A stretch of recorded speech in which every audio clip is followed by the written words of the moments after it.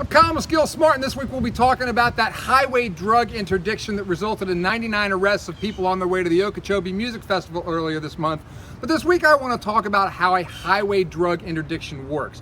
This particular operation was led by the St. Lucie County Sheriff's Office, along with the Florida Highway Patrol and Port St. Lucie Police. Some 40 law enforcement officers and more than a dozen drug-sniffing dogs fanned out on the roads heading to the Okeechobee Music Festival, and basically they were looking for any reason whatsoever to pull people over. It could be a busted taillight, it could be that you were speeding, it could be that the driver or maybe even the passenger wasn't wearing a safety belt, it could be failure to maintain lane, it could be virtually anything. And as you might imagine, they were probably less inclined to pull over 75-year-old grannies than they were kids who looked like they might be on their way to the festival.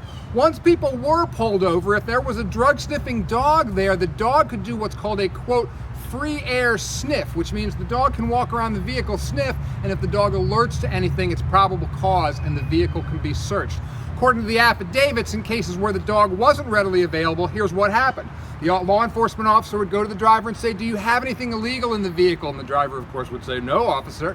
And then they'd say, "Can we search your vehicle?" If the driver said yes, they search it, they find something, you're busted. If the driver says no, then they bring the dogs.